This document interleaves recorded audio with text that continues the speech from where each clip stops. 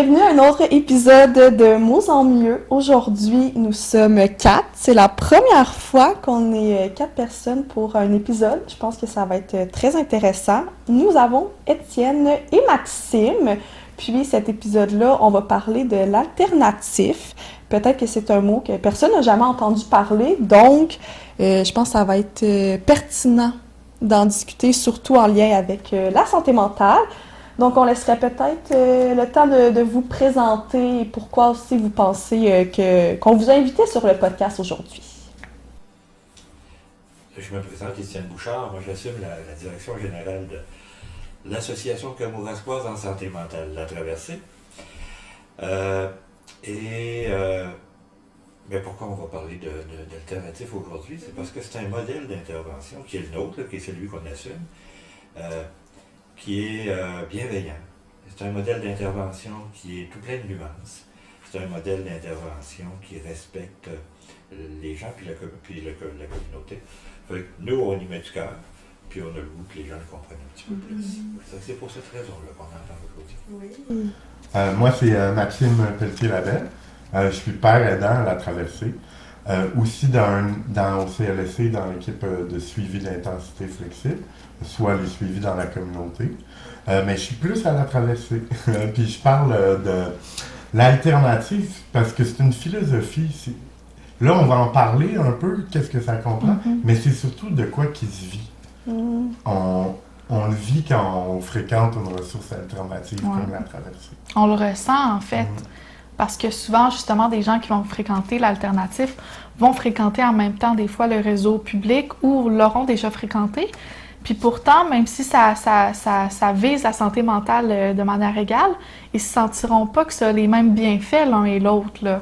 Donc, il y a vraiment des nuances. Puis je pense que l'alternatif, c'est aussi des valeurs, en fait. Puis c'est de trouver un lien entre les valeurs et le fonctionnement de la directive que ça va prendre. Je pense que c'est à peu près impossible de parler de l'alternatif sans cependant faire une petite capsule historique de la santé mentale au Québec. Oui. Donc, la santé mentale au Québec, ça commence pas très bien. Non! Ça commence avec la création d'asiles au 19e siècle au Québec. En fait, là, pour ceux qui ne le savent pas, les asiles, c'était des instituts psychiatriques fermés, un peu là, qui suivaient peut-être même un modèle à la limite carcérale, où on offrait on offrait des soins aux personnes qu'on jugeait atteintes d'un trouble de santé mentale. Des soins souvent qui respectaient plus ou moins leurs droits. On considérait que ces gens-là n'avaient pas nécessairement le droit de consentir ou non au service. Ça pouvait aller là, dans les plus grosses images à de la médication forcée qui ne respectait pas nécessairement, qui était plus gros en fait que ce que des fois les gens avaient besoin. Puis aussi des fois, là, oui, il y avait des thérapies de groupe, ces affaires-là, mais même la grosse image, on va même parler des fois là, d'électrochoc. Ouais. Donc, ça a été une phase obscure au niveau de la santé mentale au Québec. C'était comme dans les débuts, on ne se connaissait pas trop en santé mentale. On savait qu'il fallait intervenir dessus, mais c'était récent, là, tout ce qui était des recherches scientifiques. Oui, c'était vraiment vu différemment d'aujourd'hui, comment on voit la santé mentale. Puis ça a laissé aussi une trace sur comment on perçoit la santé mentale, parce que on va souvent le dire que c'est tabou, ou les personnes vont avoir peur d'avoir un diagnostic. Donc, ça peut aussi venir de cette image-là que la santé mentale, c'est mauvais, tu dois aller dans une prison. Tu sais, les asiles, ça ressemblait un peu aussi à une prison. Puis c'était quand même très difficile de pouvoir sortir des asiles. Tu sais, il n'y avait pas de après. Donc, c'est ça un peu qui peut affecter aujourd'hui comment on voit la santé mentale. Puis ensuite, il y a eu 2 autres vagues. C'était, même les asiles, là, tu pourrais rajouter, oui. C'était pas juste des gens avec des problèmes de santé mentale. Mettons, un mari qui était tanné de sa femme, il l'amenait là. Les opposants politiques étaient souvent emprisonnés aussi. Donc, c'est utilisé comme une forme de répression. Ouais.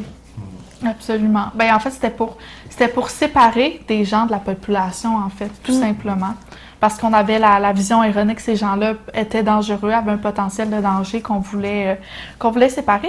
Cependant, au 20e siècle, plus précisément dans les années 60, il y a eu une vague de ce qu'on appelle de désinstitutionnalisation Vous allez souvent nous entendre dire ce mot-là, parfois avec des petites erreurs de prononciation, mais toujours avec bonne foi. Donc, la première vague de désinstitutionnalisation qui est apparue des années 62 à 1970, dans le fond, c'est ce qu'on nomme la réforme Bédard, où, en fait, ce qu'on a souhaité, c'est sortir les patients de ces asiles-là.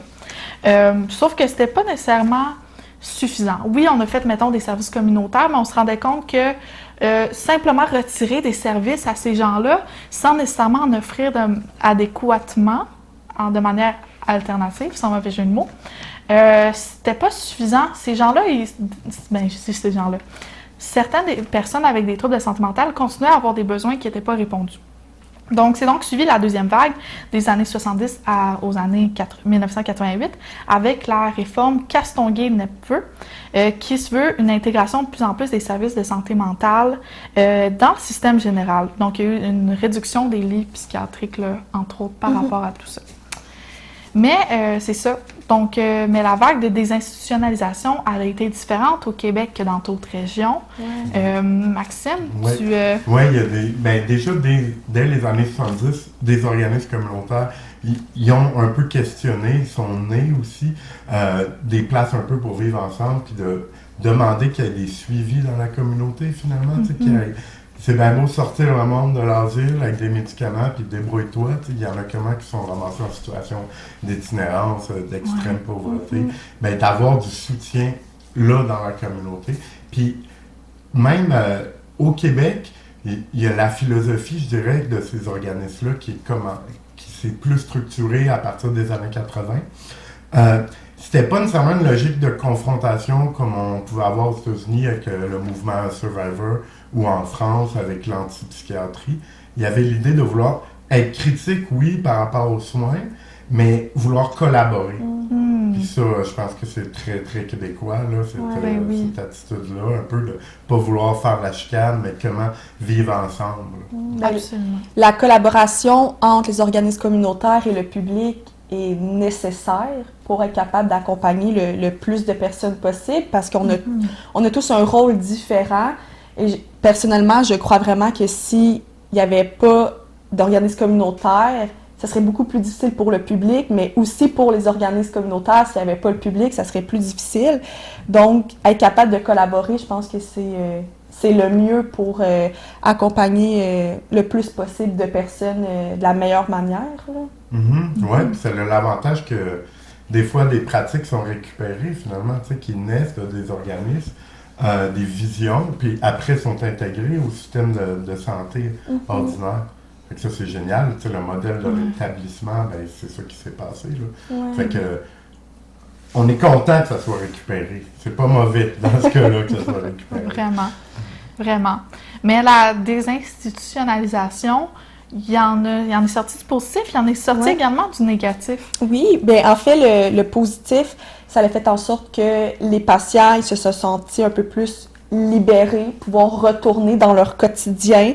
Ça a aussi fait une diminution des séjours dans les hôpitaux. Il y a eu une démystification de la santé mentale, donc on a pu un petit peu plus en parler. Les gens ont commencé à être plus ouverts par rapport à la santé mentale, mais il y a aussi un peu de négatif, comme que tu as nommé. Bien, ça faisait en sorte que les personnes, ils sortaient des hôpitaux, puis ils se retrouvaient un petit peu seuls dans la vie. Puis, dans les hôpitaux, tu es très, très, très cadré. Puis là, tu sors, il n'y a plus de cadre. Donc, ça a fait en sorte qu'il y a eu une hausse de l'itinérance, aussi de la criminalisation. Ensuite, ça a aussi été un fardeau pour les familles parce qu'ils voulaient aider leurs proches, mais ça pouvait devenir lourd pour eux. Ils n'avaient pas nécessairement toutes les connaissances pour aider le mieux leurs proches. Puis ça a aussi fait le syndrome de la porte tournante. Puis on en a beaucoup, on en parle beaucoup. Ça veut dire que les personnes sortaient des hôpitaux. Ils pouvaient séjourner dans leur quotidien pendant 1-2 semaines, puis après, ils revenaient dans les hôpitaux, ils ressortaient. Donc, ça faisait beaucoup d'aller-retour entre hôpitaux, la vie quotidienne. Donc... C'est ça, il y avait comme pas souvent, le manquement, c'est qu'il n'y a pas de continuité de traitement qui est adaptée aux besoins de la personne. Ouais. Tu sais, le traitement puis quand je dis traitement, mais ça peut être l'accompagnement, peu importe, le suivi, ben il va être comme, bon, ben tu sais, ça va être bref, on s'oriente pour que ça dure le moins de temps possible, mais le moins de temps possible, c'est pas nécessairement adapté pour quelqu'un qui va avoir une chronicité dans sa problématique, par exemple. Oui, on voit un peu la même logique avec les centres jeunesse. Les gens arrivent à 18 ans, voilà, OK, on te laisse lousse. Puis il y a un peu aussi cette perte-là de repère de qu'est-ce que je fais, j'ai pas de service. Ben, quand on laisse un monde de même sortir de l'hôpital sans rien, sans aucun filet de sécurité, ben, ils vont revenir. Oui, exactement. Absolument. Donc, pourquoi est-ce qu'on fait cette parenthèse-là un peu historique? En fait, c'est parce que on s'est rendu compte que l'intégration sociale était essentielle dans une vision de désinstitutionnalisation. On s'est rendu compte que il y avait des besoins qui étaient donc plus répondus, puis tout ça. Et donc, c'est là que rentre l'alternative un peu. Et avant d'aller plus loin dans l'alternative, moi, j'aimerais ça vous demander, en fait, là, on discutait là, avant de commencer le podcast sur le fait que autant toi, Maxime, autant toi, Laetitia, autant moi, les trois, on a été comme intervenants autant dans le public qu'en même temps là, dans un organisme communautaire alternatif. Donc, on a un peu une vision de c'est quoi les différences à peu près.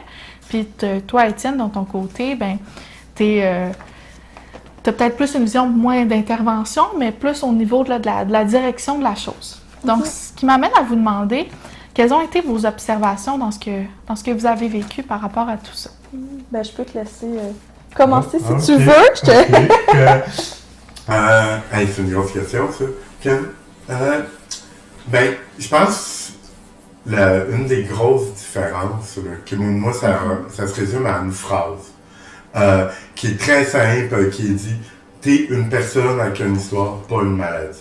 Fait que tout le diagnostic, on n'est pas nécessairement contre dans l'alternative, mais c'est une manière de se définir que la personne choisit de partager si elle veut. Il y a des gens que je vois depuis 6 ans à traverser, puis j'ai aucune idée c'est quoi leur problème de santé mentale. Ils en parleront quand ça leur tentera. Il y en a d'autres, pourtant, c'est important, tu sais, qui vont s'en servir, puis c'est comme un outil pour mieux se comprendre. Les deux sont bienvenus dans l'alternative. On n'a pas comme une logique de traitement. Par contre, l'aspect traitement, il est très nécessaire. Des fois, une personne en crise, c'est utile qu'elle passe par le réseau pour avoir comme une certaine stabilité. Ça dépend des organismes aussi. Là, l'alternative, c'est assez large. Il y a des organismes qui accueillent la crise. On a un juste à côté, la Bouffée d'air. Lui, il est membre aussi du regroupement des ressources alternatives. Qui amène aussi différentes pratiques là, qui sont intéressantes et complémentaires. Là, je pense à l'escouade 24/7. Ça, c'en est une pratique alternative. Dans le réseau, il y a un rapport de force qui s'installe. Puis c'est pas voulu. Je pense pas que les travailleurs sociaux sont comme « Ah, je veux être au-dessus de toi, c'est moi l'expert ». Juste le bureau, le fait de la rencontre individuelle, face à face, ça amène ce cadre-là. C'est ça. Dans un milieu de vie ici, plus décontracté, où tu bois un café, tu jases d'un peu tout de rien, il y a des ateliers. Le rapport est vraiment différent. C'est un rapport égalitaire qui s'installe. Juste la structure, je pense, elle joue beaucoup pour ça aussi. Aussi, c'est sûr que d'être pas dans le traitement aussi, je pense que ça l'aide. Ouais. Bien, je pense que ça fait vraiment un lien aussi avec comment moi, en tant qu'intervenante, je vois la différence entre un organisme alternatif puis plus avec le réseau. Puis, tu sais, je dirais vraiment que avec le réseau, ça va plus être formel. Donc, tu sais que tu as un rendez-vous, tu sais que la personne va venir, tu connais son diagnostic, tu sais de quoi vous allez parler. Tu sais, c'est vraiment plus avec un cadre. Je pense que c'est très nécessaire pour certaines situations, des personnes qui ont vraiment besoin de, à ce moment-là présent, on discute de la situation difficile. Puis, comparativement à, par exemple, ici à la traversée, mais comme tu as dit, c'est un petit peu plus un milieu de vie. Donc, on va plus être dans l'informel. On va travailler quand même aussi sur les situations problématiques qu'ils vont vivre, mais ça va être aux membres de nous en parler. T'sais, on va leur laisser le temps, puis s'ils se sentent à l'aise de nous en parler, ils vont le faire. Donc, c'est vraiment ça que je vois la différence. Puis, on va pouvoir aussi parler d'autres choses un peu plus différentes, mais qui vont quand même aider les personnes qui reçoivent en tant que tel un peu le service, là, qu'on pourrait dire, même si des fois, en alternative, on aime moins dire que c'est un service, mais au réseau, on va plus parler de service. Donc, c'est ça aussi qui est différent. Puis je pense que les deux sont vraiment... Bien, moi, en tant qu'intervenante, je trouve vraiment que les deux sont nécessaires pour accompagner les personnes. Puis je crois que certaines personnes qui préfèrent d'avoir un cadre, de s'asseoir puis de discuter. Puis il y a d'autres personnes qui préfèrent être avec les autres pour se sentir plus compris et plus dans l'égalité aussi avec les intervenants puis les autres membres. Absolument. Et toi, Étienne, je suis curieuse de ta vision. Une des grandes différences entre l'alternative et le réseau, c'est que dans l'alternative, c'est le pouvoir de rétablissement du groupe qui est fondamental, puis qui est difficile de développer dans un réseau où la relation elle est plus individuelle. C'est un aidant, un aidé, alors que dans l'alternatif, c'est un groupe. C'est un groupe. La traversée, c'est 300 membres. Souvent, quand j'en parle avec mon cœur, la traversée, c'est pour la plupart des gens qui viennent chercher des services ou des ateliers et des informations. Et à travers ça, ils s'impliquent parce que ça devient leur milieu de vie. Puis il y a des gens qui s'impliquent parce qu'ils trouvent important la santé mentale. Puis tant qu'elles sont impliquées, ils s'intéressent aussi aux ateliers. Puis la différence entre l'aidant et l'aidé, il n'y en a pas. Ça devient de l'entraide. Et ça, ce modèle-là, il est vraiment adapté à l'alternatif puis au monde communautaire. Ça a des impacts dans le quotidien. Ça a des impacts.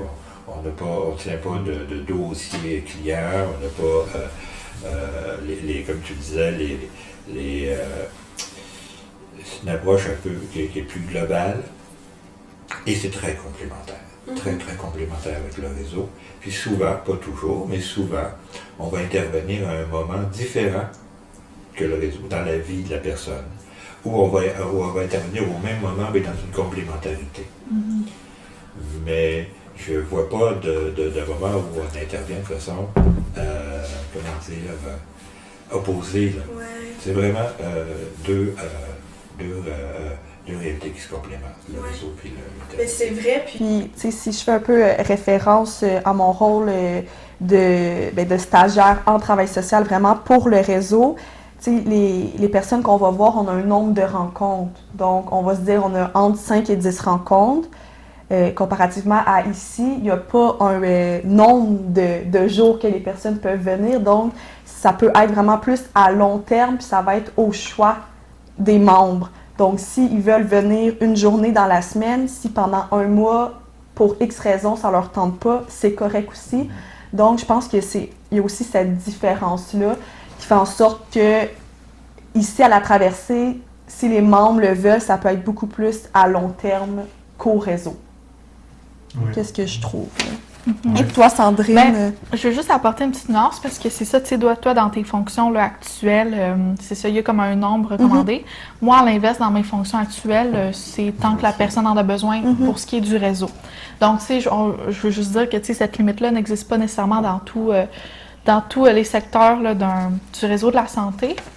Cependant, ce que j'observe, c'est justement, c'est la notion d'un cadre, puis l'individualisme aussi. Je pense que, en fait, si je fais un parallèle avec... on prend le temps de réfléchir à nos besoins en tant qu'humains. Nos besoins en tant qu'humains, c'est que des fois, on a un confident, on a quelqu'un qui nous reflète ce qu'on a besoin de faire pour aller mieux, c'est quoi peut-être nos zones d'amélioration qu'on peut faire. Tu sais, comme dans la vie, des fois, on a besoin d'avoir juste un ami en one-on-one, par exemple. Mais en parallèle, on a aussi besoin des fois de se sentir utile dans notre communauté. On a besoin de sentir qu'on fait un partage de savoir, que ce qu'on a appris peut être transmis à d'autres personnes.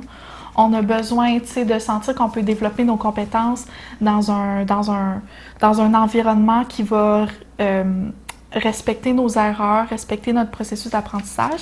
Puis tout ça, cette dernière partie-là, je pense qu'un modèle communautaire alternatif là, permet un petit peu mieux qu'un modèle individuel via le réseau de la santé. Ouais. Puis c'est pour ça que c'est extrêmement complémentaire, dans le sens qu'il y en a un, justement, que c'est une perspective d'entraide, une perspective via notre communauté, tout ça.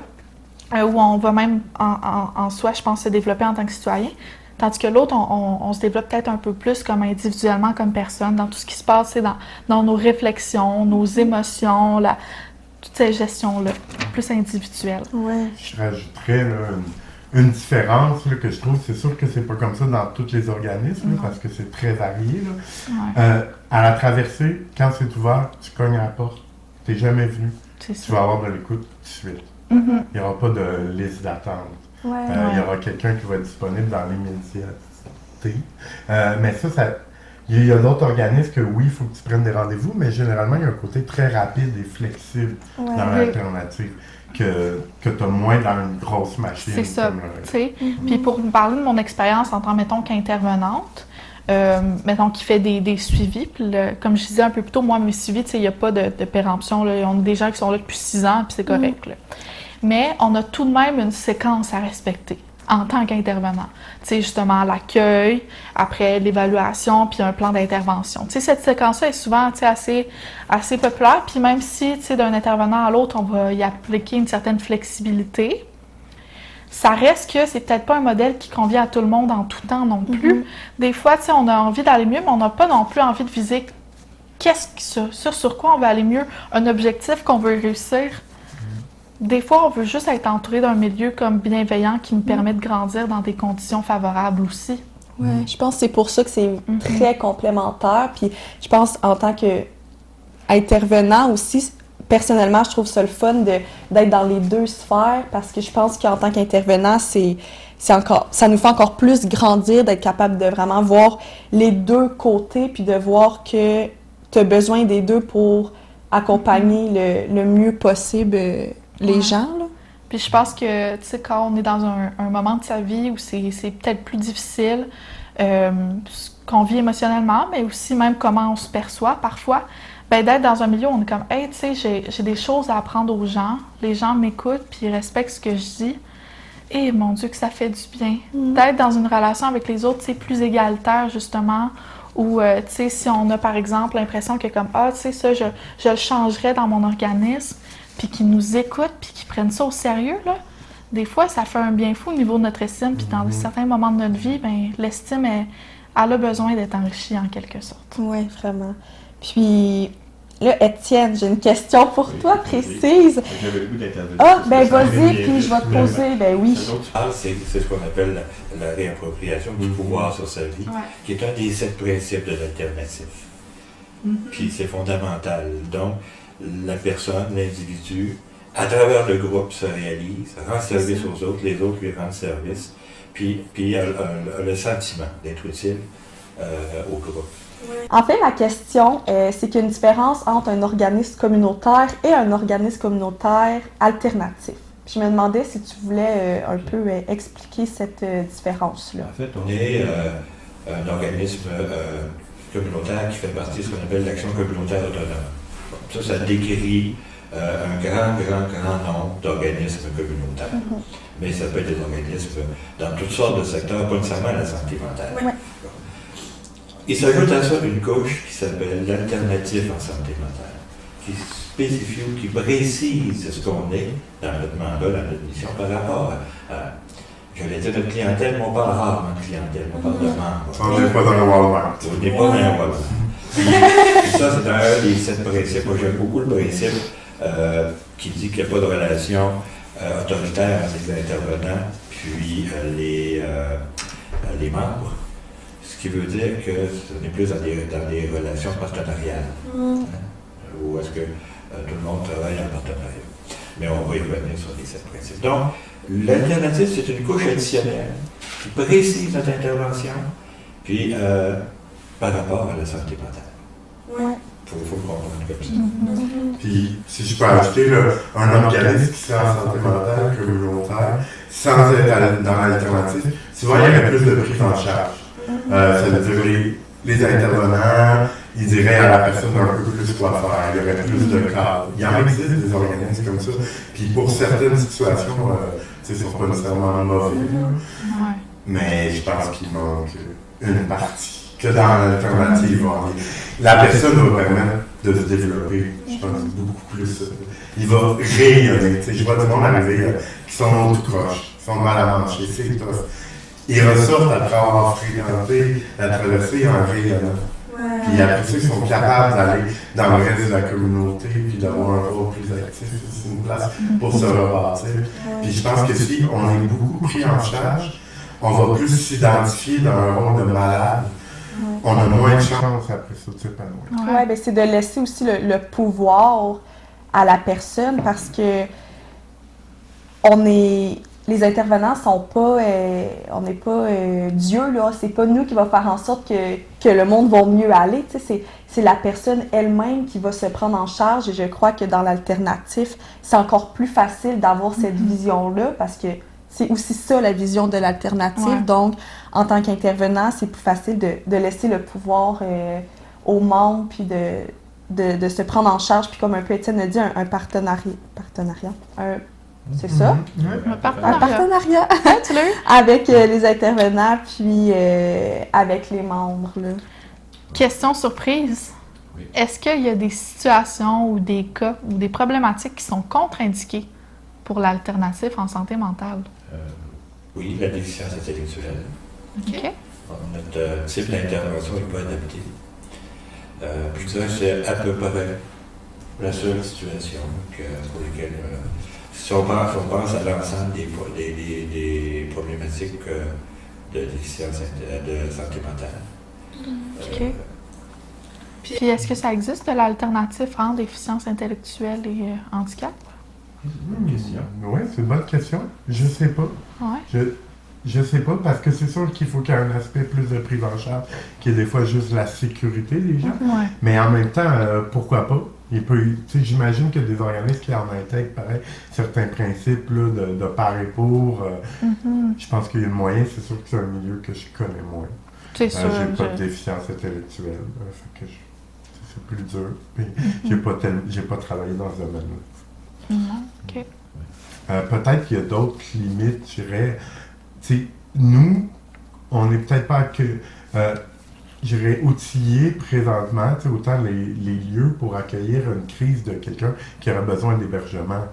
Quelqu'un qui est là, il est plus capable d'être chez eux, mais ici, on n'en fait pas.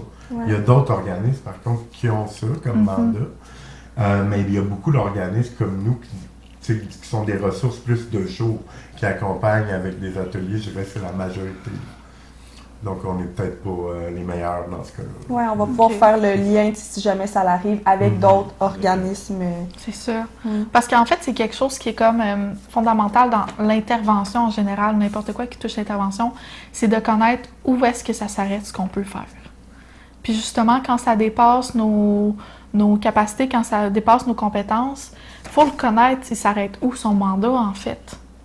Parce que quand on le dépasse, non seulement on se nuit à nous-mêmes, mais on nuit aussi à la personne qu'on tente d'aider. On n'est pas outillé pour le faire. Puis on nuit aussi à l'autre organisation qui, elle, est adaptée pour répondre à ce besoin-là. Absolument. Le respect des mandats, le respect des missions, le respect des clientèles, c'est essentiel.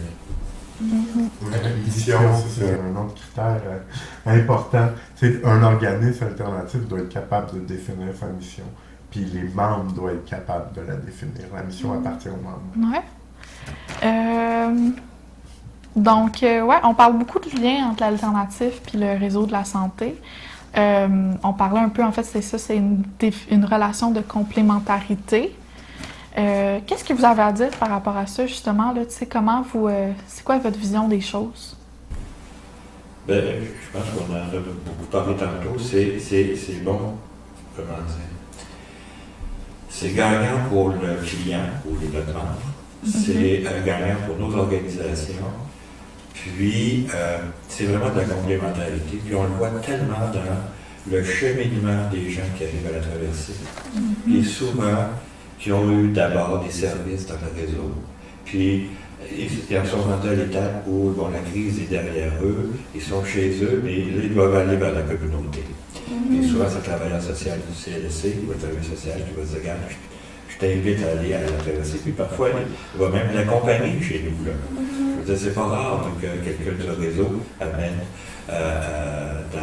chez nous un de vos futurs membres. D'ailleurs, c'est le plus beau cadeau que vous puissiez nous faire. Souvent, pour d'autres partenaires, je pense à Carrefour Jeunesse Emploi, puis à d'autres. Le plus beau cadeau qu'on puisse nous faire, c'est de nous amener un membre qui a besoin de nous. Puis nous, on va l'accompagner, on va l'intégrer dans le groupe. Oui, je trouve ça intéressant de parler qu'au réseau, les intervenants, ils vont aussi connaître les organismes.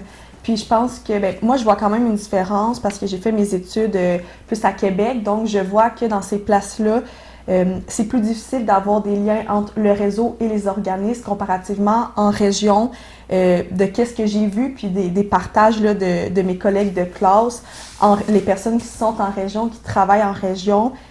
On voit vraiment qu'il y a une entraide entre les deux.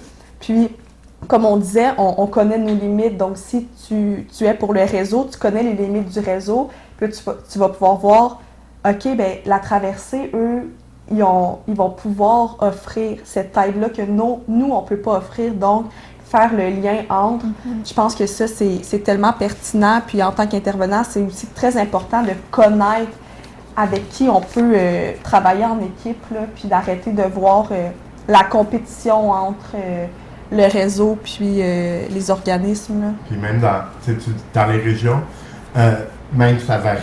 Je pense qu'ici, au Bas-Saint-Laurent, du moins dans l'ouest du Bas-Saint-Laurent, on a vraiment une super belle collaboration entre les deux. Puis c'est pas nécessairement partout. Il n'y a pas de friction.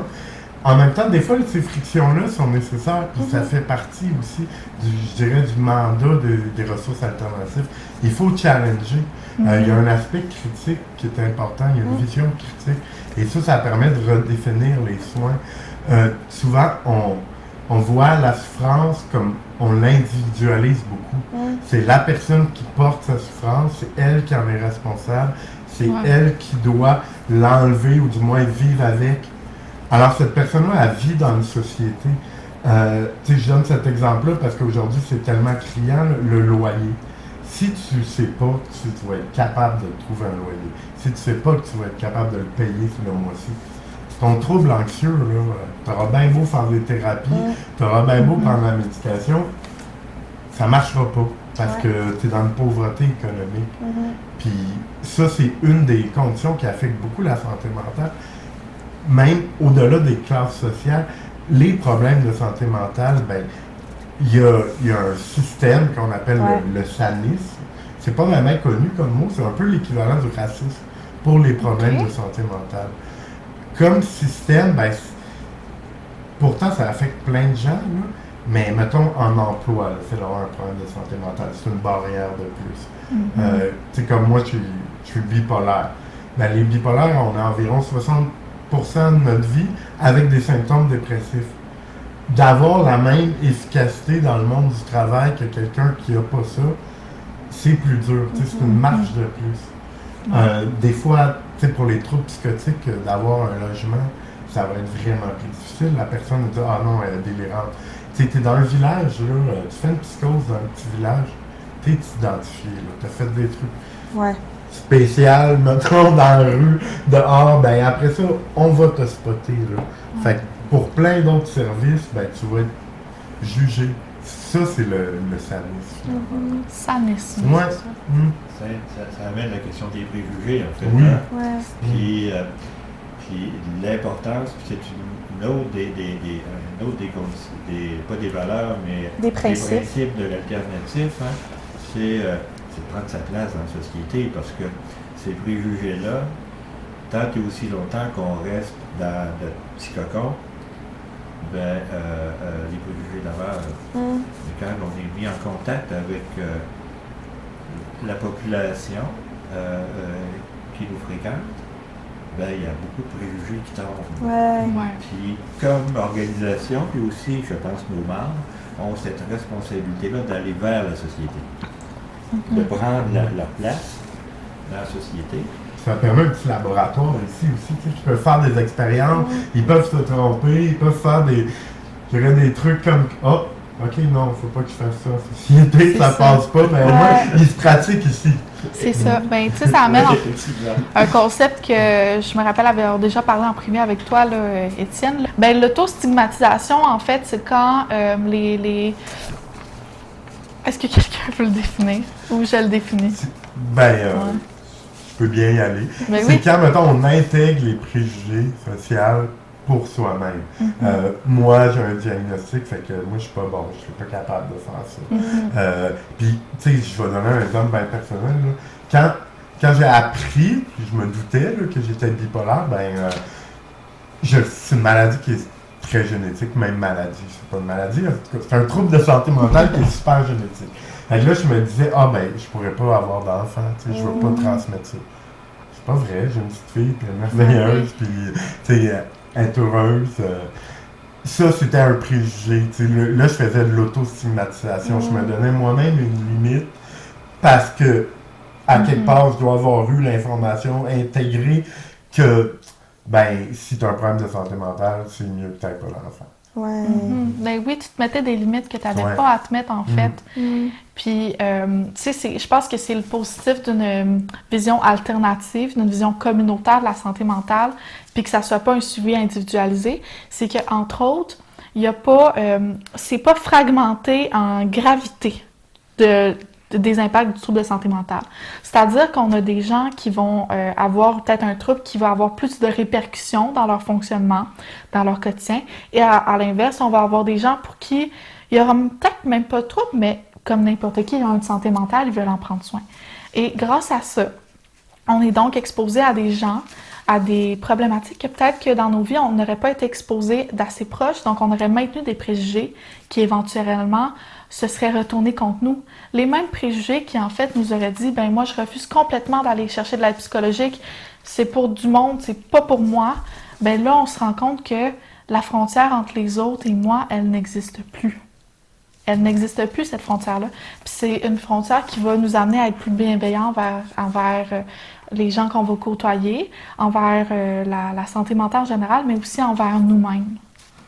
C'est vraiment des valeurs qui sont dans un organisme alternatif qu'on va éventuellement pouvoir internaliser nous-mêmes, qui vont donc permettre qu'éventuellement, là, on va être plus bienveillant envers les autres, plus bienveillant envers soi-même. Les deux, envers les autres et envers soi-même. Envers les autres et envers soi-même. Donc, ça permet des gens à soit demander de l'aide ou aller chercher des outils parce qu'ils se rendent compte que finalement c'est acceptable, c'est correct, puis ça fait du bien, tu sais. Ouais. Puis ils ne l'auraient pas fait s'il n'y avait pas eu ce contact-là. Non, exactement. Tu sais, c'est un apprentissage à tous les niveaux. Puis, tu sais, sans vouloir le nommer comme un exemple là, pour ce qui est de la santé mentale, là, mais tout simplement pour en prendre une citation, là, le film qui est sorti il y a quelques années, Joker, là, avec Joaquin Phoenix, à un moment du film, il dit que le pire de son trouble de santé mentale, c'est pas le trouble en soi, c'est pas les symptômes, c'est comment la société y réagit, comment la société le perçoit et le traite.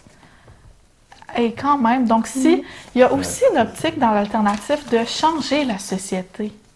Tu sais, on veut que la société soit plus bienveillante, puis même ça rejoint en quelque sorte la mission du podcast, c'est-à-dire d'informer les gens, de nuancer, de démystifier certaines choses. C'est donc une mission en fait de sensibilisation au final qui rentre parfaitement dans les valeurs de l'alternative.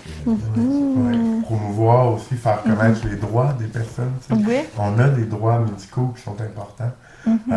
Et ça, les organismes en parlent. C'est sûr qu'on a, comme je dirais, organisme frères-sœurs, qui est l'AGIL, ça, c'est l'association des groupes de défense de droits. Ici, régionalement, c'est PLAID. Ça, c'est pas nécessairement notre mandat directement, mais on est quand même en collaboration avec eux. Puis, d'apprendre à nos membres aussi c'est quoi leurs droits, c'est important. Exactement. Tantôt, on parlait de la personne qui développe des outils en côtoyant, mais qu'est-ce qui est génial qu'on a dans l'organisme alternatif, c'est que les outils que la personne va développer, elle va les redonner aux autres. Puis là, on tombe dans l'entraide. Puis, tu sais, l'entraide, c'est vraiment je pense, le cœur de l'alternative en santé mentale, de s'aider ensemble. Puis il y a des belles expériences qu'on a vues ici. Là. Je pense, on a un groupe d'entraide qui, à la base, venait d'un groupe d'autogestion de l'anxiété. Okay. On utilise le matériel de Revivre, mais on essaie d'aller dans d'autres directions, le pousser aussi. Après, sans qu'il y ait d'animateur, Maintenant, on prête les clés là, à ce groupe-là. Ils viennent ici, ils se rencontrent le soir, puis ils font un groupe d'entraide. Il n'y a pas d'intervenant, il y a 0 employé. À vrai dire, les intervenants pourraient participer, mais ils participeraient comme quelqu'un du groupe d'entraide. Ça, il n'y a pas ça à plein endroit. Je pense pas qu'on va passer les clés d'un CLSC pour que le monde se rencontre. Oui. Ouais, il y a toute la question du pari pour. Puis, de plus en plus, on fait des activités, des ateliers. En fait, on ne les fait pas, nos membres font eux-mêmes des ateliers. Ils développent des contenus pour les autres membres. Donc, ça, c'est le pari pour. Puis il faut apprendre, nous, à lâcher prise un peu. Les intervenants doivent apprendre à lâcher prise un peu, puis faire confiance. Mais tout ça, puis ça que je tiens à le dire, ne serait pas possible s'il n'y avait pas une équipe de gens compétents qui sous-tendent tout ça, puis qui font en sorte que le contenu de ce qu'on offre dans un bois, c'est équilibré, c'est valorisant, c'est diversifié. Ça fait que l'entraide, ça peut sembler magique, mais c'est pas magique. C'est parce qu'il y a du monde qui veulent travailler ensemble, il y a des gens qui veulent s'entraider, c'est essentiel, mais ils sont aussi supportés jusqu'au jour où ils n'ont plus besoin de support. Mais il y a un temps où ils ont besoin de support, puis c'est là qu'on... C'est ça, il y a des structures là, qui permettent cette flexibilité-là. C'est pas une flexibilité-là qui est irréfléchie non plus, qui est faite par paresse ou quoi que ce soit, c'est... Il y a une réflexion qui se fait de ils sont rendus là. C'est pas improvisé. C'est pas improvisé. C'est difficile de ne pas faire la prise en charge, en tout cas comme intervenant. Ça vient comme naturellement, là, encore plus. J'ai étudié un peu en éducation spécialisée, là, puis là, c'est encore pire là-dedans. Fait que j'imagine que le monde qui a cette formation-là, ça doit être plus dur. Il faut qu'ils désapprennent les choses qu'ils ont vues à l'école. Puis c'est vraiment... Il faut que tu acceptes une lenteur, il faut que tu acceptes que les choses marchent moins, que ce soit plus difficile au début. C'est pas évident, tu sais, ça serait bien plus facile. Ah non, tiens, je vais le prendre, je vais le faire à ta place. Non, ok, accepte que ça soit compliqué. Mais c'est ça, mais dans ce cas-là, tu sais, on répond à son besoin à soi et non aux besoins des autres. Tu sais, on répond à son besoin à soi de se sentir compétent, de sentir qu'on aide. Tu sais, tout plein, en fait, des fois, de beaux moteurs. Qu'est-ce qui, des fois, fait qu'un intervenant choisit l'intervention? C'est moi, je veux aider, moi, je veux accompagner les gens, tu sais, je veux démystifier certaines affaires. Tu sais, les raisons sont vastes, sont nombreuses. Mais des fois, justement, c'est de se dire, dans le fond, là, c'est des belles raisons, c'est des valeurs, mais c'est aussi un besoin que je cherche à combler. Puis c'est d'apprendre de mettre ce besoin-là de côté pour la personne avec qui j'entre en interaction. Tu sais? Puis voilà. On a parlé à quelques reprises des 7 valeurs, les 7 principes plutôt là, de l'alternatif. Est-ce qu'on en parle un peu plus? En fait, on en a touché plusieurs dans la conversation tout à l'heure. Peut-être un qu'on a touché un petit peu moins, c'est la question de la gouvernance, le fait là, que la participation à la vie associative. Alors, ça aussi, c'est fondamental. C'est la traversée des membres. Donc, la traversée leur appartient. La traversée appartient à nos 300 membres. Alors, ils sont représentés sur le conseil d'administration. Il y a certains membres d'administrateurs qui sont aussi des membres utilisateurs. Et puis, je trouve ça super important de le mentionner. À chaque mois, on invite nos membres à venir nous rencontrer. C'est un atelier qui s'appelle le groupe Action, où ils viennent nous dire, dans les prochains mois, on aimerait vivre tel ou tel atelier, on aimerait faire tel voyage. Il y a des façons de faire avec lesquelles on se sent moins à l'aise. Pourriez-vous, s'il vous plaît, adapter un petit peu l'intervention à la traversée? Donc, c'est une communication qu'on a avec nos membres. Ils ont l'occasion, à chaque mois, de venir nous dire qu'est-ce qu'on doit être et comment est-ce qu'on doit les accompagner. Et ça, je trouve ça... il n'y a pas beaucoup d'organisations qui sont aussi connectées à leurs membres que nous. Et comme des mini-assemblées générales à tous les mois. C'est de savoir c'est quoi leurs besoins, puis de répondre à leurs besoins. Tu sais, c'est quoi qu'ils veulent, est-ce qu'ils ont des idées? Puis je pense que quand on se sent...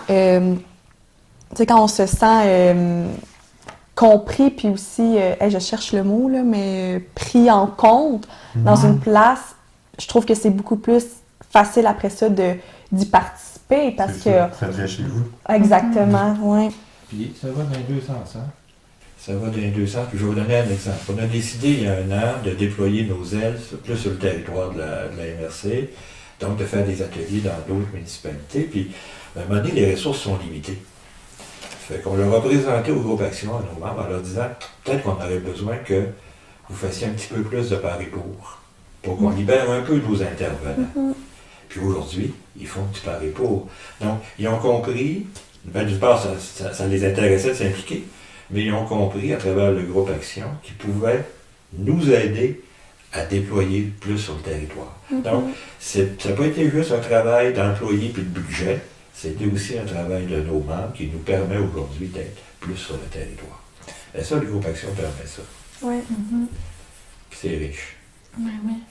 Fait que, à ce moment-là, les membres, ils ont vraiment le sentiment de participer à la vie associative. Ouais, c'est plus facile de faire sens à ce qui se produit quand on a pris la peine de te l'expliquer, puis tu as eu ton mot à dire si tu avais à le dire. L'Assemblée générale annuelle de la traversée, là, c'est facilement 40 personnes.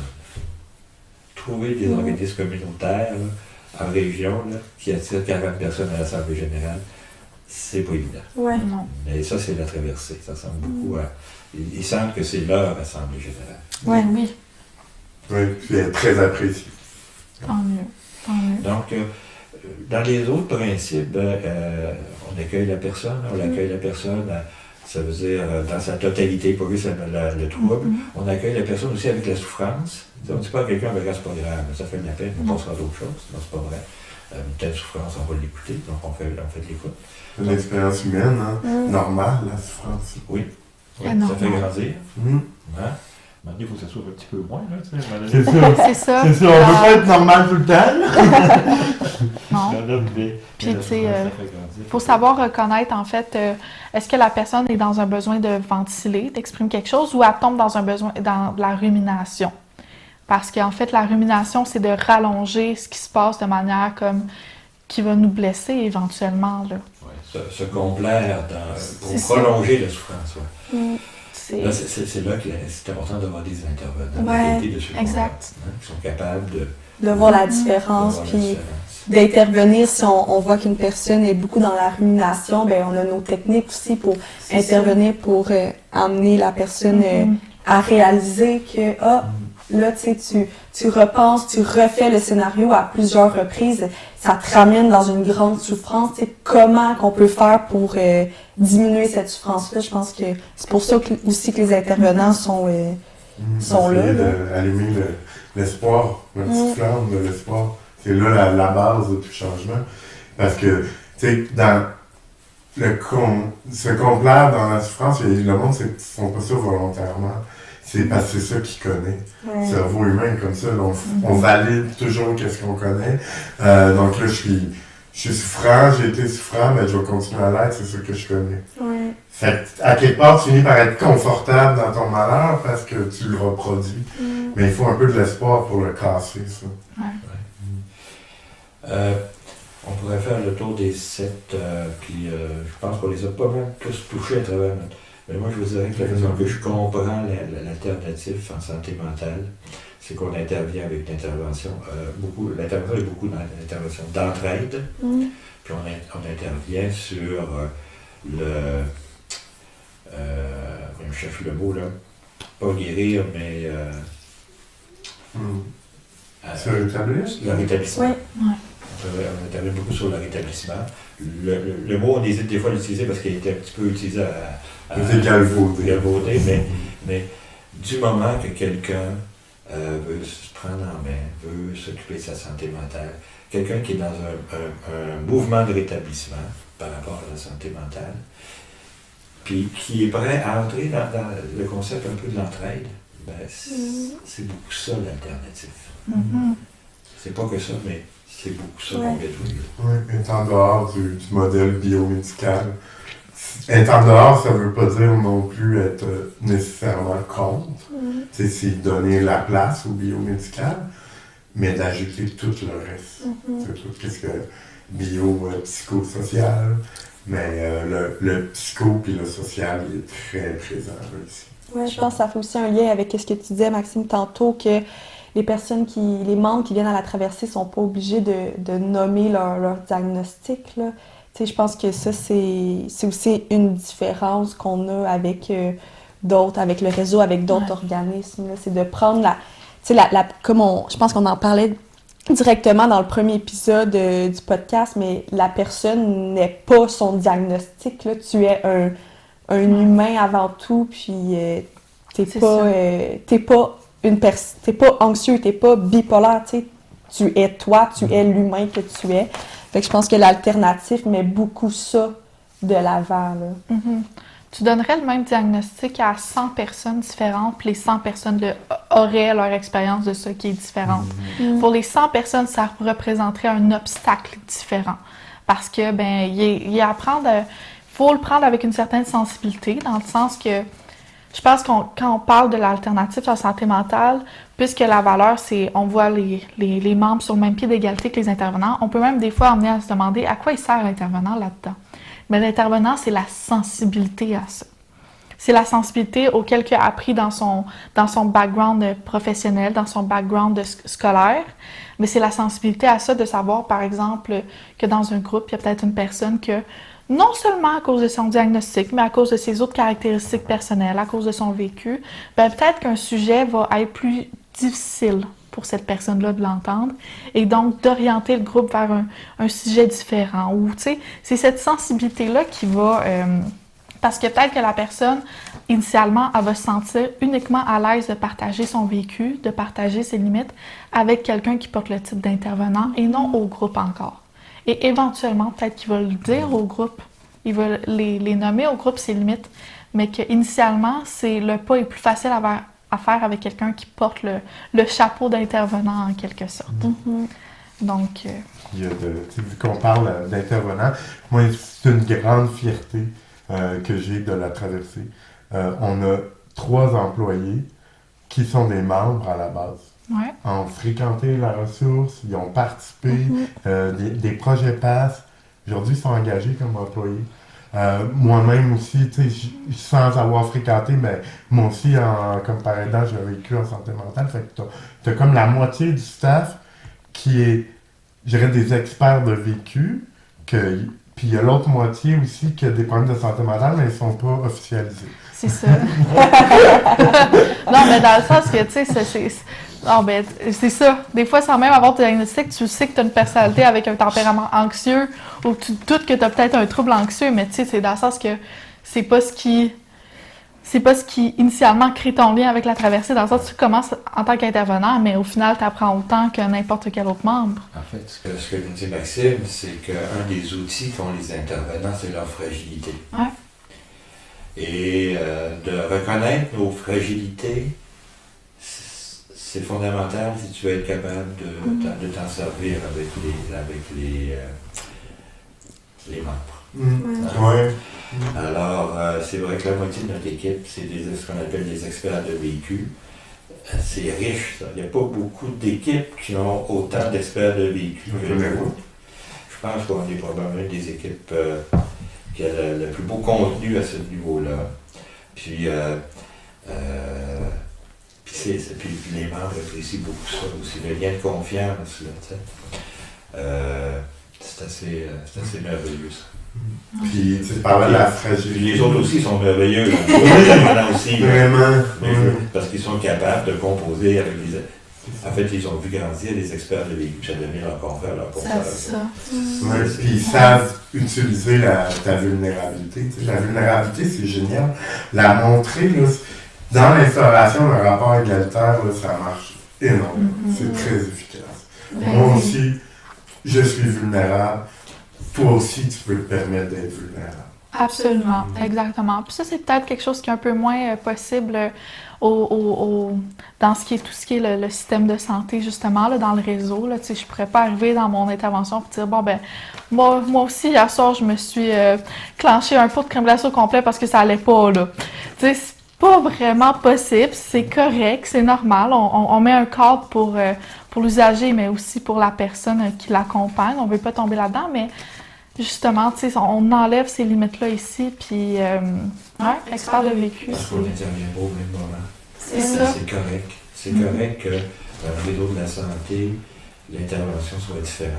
Parce que c'est un moment différent dans la vie C'est ça, de la personne. absolument. Puis rendu à l'étape du rétablissement, ben, l'expert de vécu, il arrive au bon moment. Mhm. Il arrive au bon moment. Puis il vient répondre à des besoins différents parfois. Ben, écoutez, on arrive à la fin de notre épisode. Quel épisode riche. On est allé un petit peu dans tous les sens, en quelque Moi, je sorte. proposerais peut-être de les nommer, tous Ouais. les 7 principes d'un coup. Comme, Oui, ben on peut les nommer, puis aussi, si c'est possible, on peut aussi vous mettre le lien là, dans la description, là, si vous voulez, vous êtes plus visuel en fait. Là. Donc, les 7 principes de l'alternatif, on peut se les alterner, Ouais. Laetitia, si tu veux. On a l'accueil de la personne, Oui, ensuite, on a l'appropriation du pouvoir, la participation à la vie associative, le rapport entre le participant et l'intervenant, encore une fois, le rapport avec les institutions du réseau public, oui, l'engagement social, et finalement l'entraide ou les rapports entre participants. Donc, on va vous mettre le lien en description. Il y a aussi une petite description pour chacun des 7 principes. Donc, si vous voulez aller un peu plus voir ça. Est-ce que vous voulez finir peut-être sur un mot ou sur un dernier... Je pense qu'on a fini sur les bons mots. Oui, c'est ça, je suis content, c'est pour ça que je voulais les relayer. Là, ok, c'est bon, on a bien couvert. On a eu, je pense, une discussion que, tu sais, sans nécessairement toujours les nommer, je pense qu'on en a parlé de chacun. Je pense qu'en ayant nommé les 7, on se rend compte qu'effectivement, on a touché tout ça à travers la conversation. Oui. Absolument. Ben, un gros merci, les gars, pour votre participation aujourd'hui. C'était super riche. Je pense que c'est une excellente manière là, d'aller vers la fin de notre saison 1 que de définir un peu plus alternatif, justement, une si belle vision de l'intervention, en fait, Oui, puis nous, on se revoit dans 2 semaines. pour le prochain épisode.